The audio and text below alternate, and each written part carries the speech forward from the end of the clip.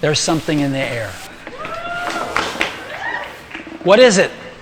Well, as you know, Apple makes the best notebooks on the planet.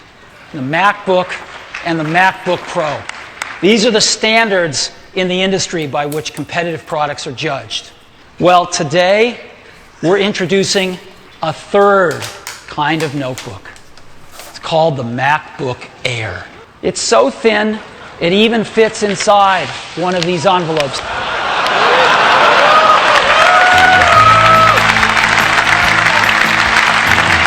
This is it.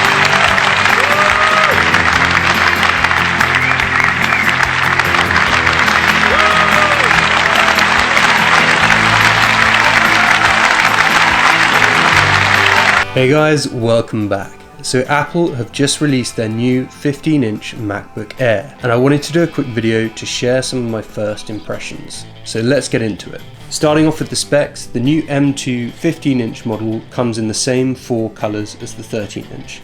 Midnight, Starlight, Space Grey and Silver. It starts at $12.99 for the base model, but as usual it's customizable up from there. The 8-core CPU and the 10-core GPU is fixed though, so you can't upgrade those. But the memory will go up to 24 gigabytes, as will the SSD, which will go up to 2 terabytes, although that will cost you an extra $800. And then there's also a choice of power adapter this time as well. I opted for the new dual adapter just to check it out. And I've got the base model 15-inch in Space Grey. When it comes to the design, you may have noticed that the Airs did away with their iconic wedge shape a couple of years ago. They now much more closely resemble the aesthetic of the MacBook Pros, which is probably a good thing. It's helping to pack in more battery, more hardware and better heat distribution as well, which was starting to become a problem with the thinnest MacBooks a few years ago. So it's nice to see Apple has prioritised performance once again over pure aesthetics. The result also means a consistent thickness all the way through,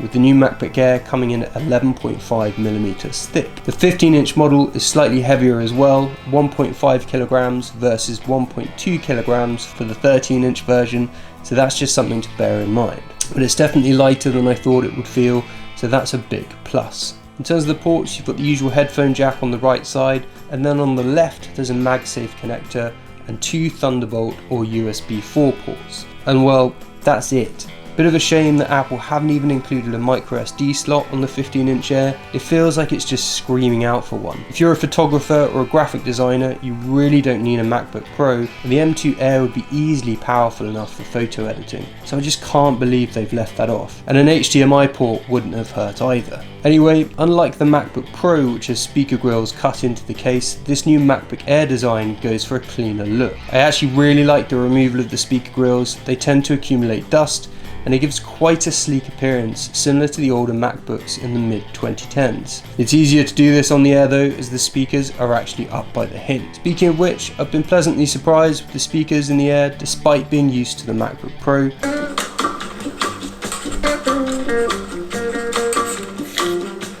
And there's actually an additional subwoofer set in the 15-inch model to enhance the volume, which is a nice touch. The trackpad is also larger on the 15-inch model, getting closer to what you'd see on the 16-inch Pro, and aside from that, you've obviously then got the screen itself, which just feels like a really good size.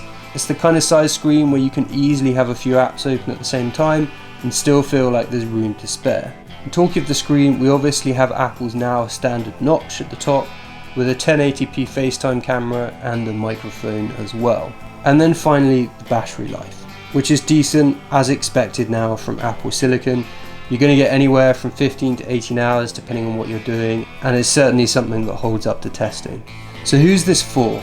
Well, everyone, to be honest. This is a laptop with a lot of upsides and very few downsides. The MacBook Air has effectively killed the standard MacBook models and has been one of the best selling MacBooks of all time, and for good reason. This is just a bigger version of that, and whilst I still think the smaller Air is going to remain popular with people who travel a lot, this is going to be the first choice for many. One other thing to consider, Apple still sells the 13-inch M2 MacBook Pro at $12.99. That's probably more similar to the MacBook Air than the 14 or 16-inch MacBook MacBook Pro, and at that price it's seen as a budget-friendly laptop by many who still want the appealing Pro branding. If the $1299 MacBook Pro wasn't in the lineup or wasn't branded as Pro, then this MacBook Air would almost certainly be the most popular Mac. If it wasn't for the lack of ports and the extra power I need for my video editing, then I'd probably be using this as my new daily laptop. It's the perfect size, has plenty of power for the vast majority of people, and is easily portable. So with all that in mind, I'm really keen to hear what you guys think about this new MacBook Air.